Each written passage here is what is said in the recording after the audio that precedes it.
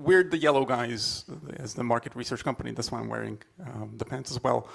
And myself, I'm very interested in technologies and researching them, both for client-specific custom research as well as for broader research as well. We produce the language technology radar that you might be aware of.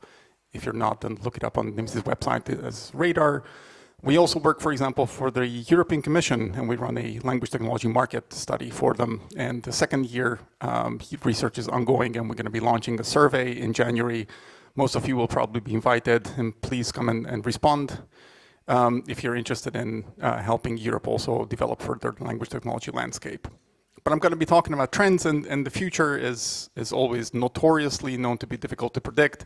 There are good reasons for that. One of them is because, well, the visionary's paradox is if you think you're certain about a specific outcome, very likely you're wrong. So I will try to be as little specific as possible and as specific as necessary. At the same time, the future is also, it's not linear. It's rather, we have an imagined projected future that we try to project, but there are also all sorts of probable futures, and there is also a preference that we try to inject each and every one of us in our roles in the industry. But of course, the preposterous things can also happen, right? Say 2 years ago, many of us who knew about large language models or smaller language models, they were just called language models back then, we didn't really predict that ChatGPT was going to happen at the time when it happened and everything else that followed. We spoke about the language industry curve in multiple forums already, but I want to highlight a few things, which is language technologies, specifically in red on the chart, they typically help the growth of the industry. And we see it no differently this time around with large language models. Of course, machine translation memories and all of those helped. Earlier, a couple of decades ago even, machine translation is the next big S-curve that we have been riding.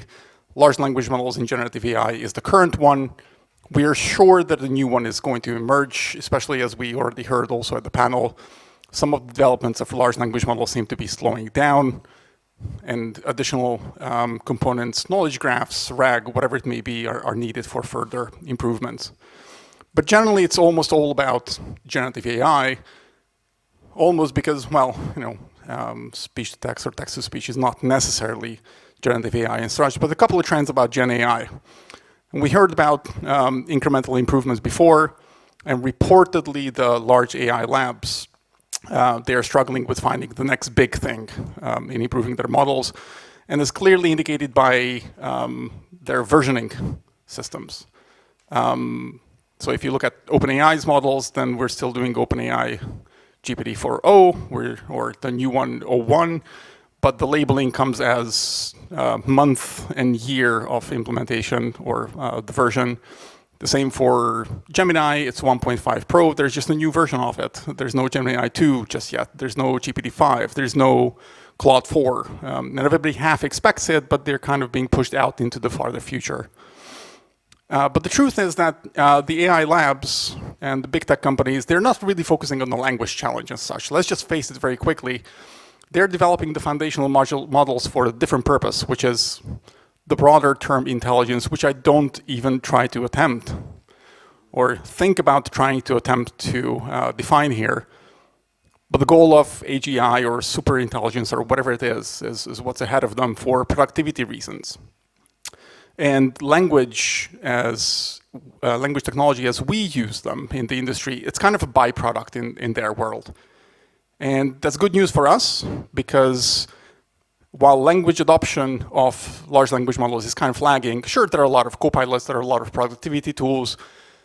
LLMs are being integrated into different platforms, whether it be for Salesforce or Canva, in which this presentation was created. Really, it gives us a breathing space and some time for innovation in the language space itself. And we see that all around. I'm going to talk about that in a moment. Just to be clear, when large language models, a foundation model like OpenAI's GPT-4 is created, sure, there's a lot of training data, text or for the multimodal models, images, audio, video, and all of that. And they do a lot of pre-training based on which we get a foundational model, which you can either use as proprietary through APIs or directly as chat. You can download the open source models, but you still need to fit them for a specific purpose. So generally, the big tech and AI labs, they create the foundational models, but it's up to us, for everyone in this room and beyond in the industry, to create the adapted models that will be used for whatever purposes, technology only, or for enhancing human productivity. You have probably seen this before. Many have quoted it to say this was a Boston Consulting Group analysis that they ran in 2023 and said, oh, look, generative AI significantly boosts performance, 40%. Usually what gets omitted is this part, which is to say it can also hurt performance if you're looking at business problem solving, which is one of the reasons why OpenAI also went on to look into more logical and reasoning capabilities of models with O1. Allegedly, Gemini and also Anthropic with Claude are also moving in this direction to solve that 23% drop. Because otherwise, this is where we are, creating copilots without a pilot. Which is to say, unless you're an expert, an actual pilot, you have no idea how to run a play, thereby how can you trust it to a copilot? Many of you are old enough to know the movie. It's from Airplane. Yes, that is an inflatable copilot, and the other two people are not pilots. They have no idea what to do with this flight. That's the whole premise of the movie. It's fantastic. Watch it, and it's hilarious. But there are actually many use cases where large language models are very useful, and specifically I will be talking about translation. For a good reason, because translation is our bread and butter in general. And yes, there is also a lot of speech-based work. There's also image-based work and other multimodalities. But every single one of them have one of two purposes. It either saves my time or my customer's time, some of it, which means productivity gains, efficiency gains, or it saves all my time, replaces a given task, not a role, but a task as a feature. And that's everything that everybody in the language technology industry is trying to achieve, save time.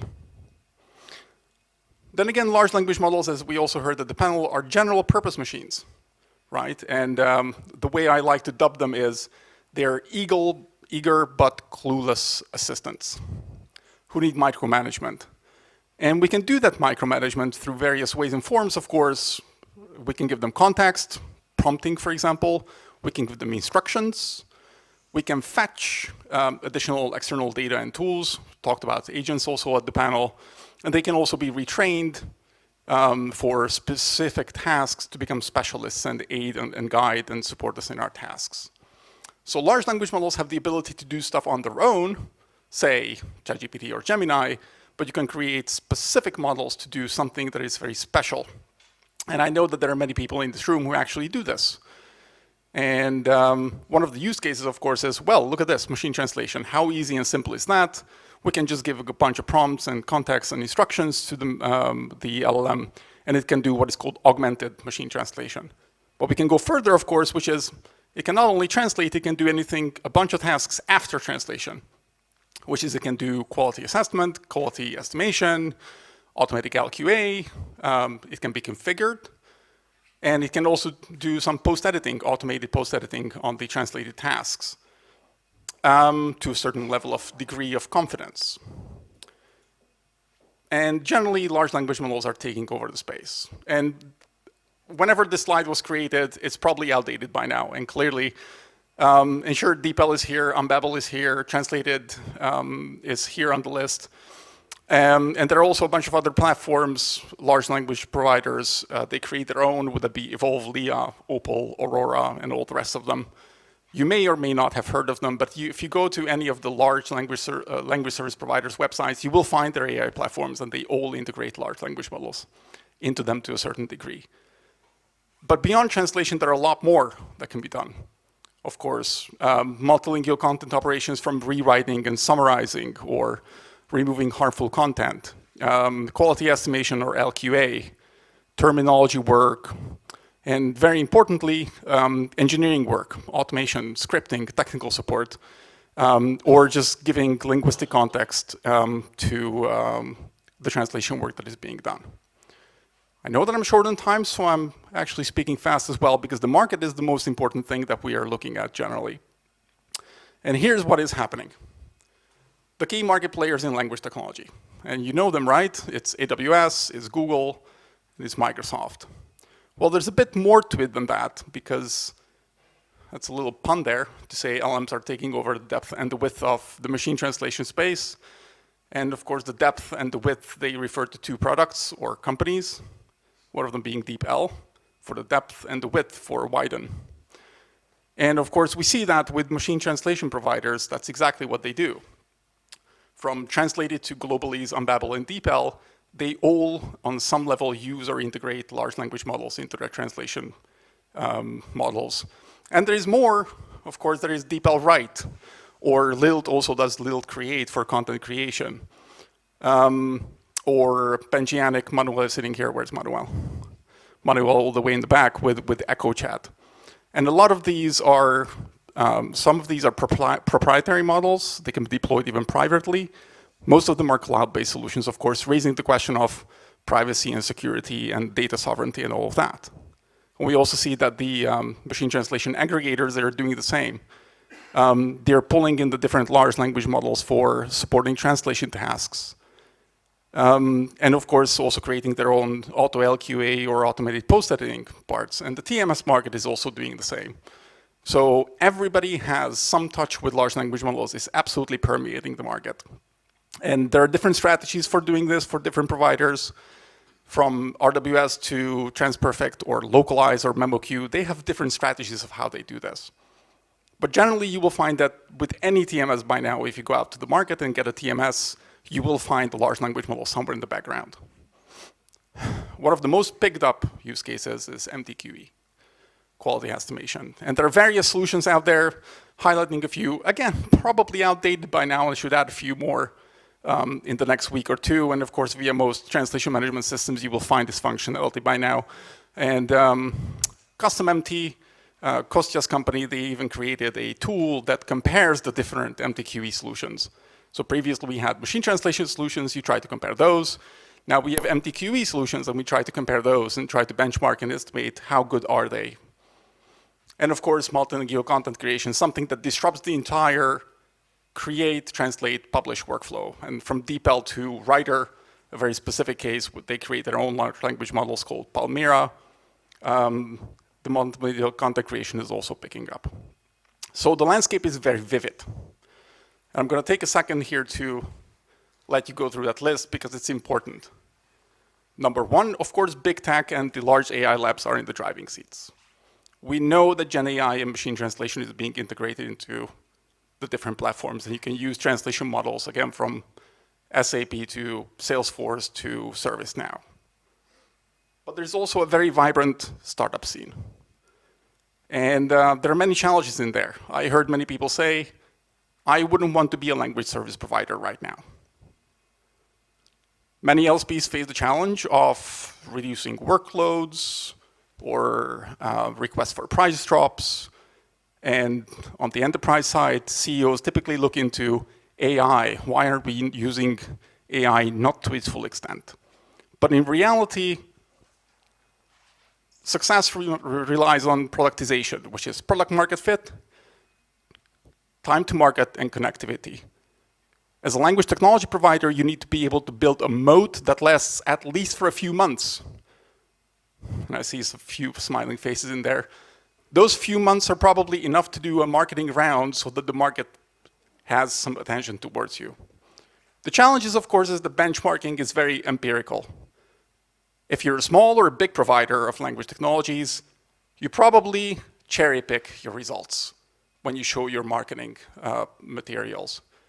For enterprise clients, though, they want to know, how is it going to work on my content? They want to test with your tool. They want to see the results. They want to be able to compare and select for, well, traditionally language technologies were purchased for 3, 5 years, 8 years, depending. Now that cycle is shortening. And modular building is part of the solution. Jochen mentioned it earlier. But the vivid landscape also means that an AI lab like OpenAI can come up with a feature that can wipe out an entire segment of startups almost in no time whatsoever. still good on time, so let's go to conclusions. Number one, let's face it, we have been doing AI for a long time. We know this. Many of the decision makers don't know this.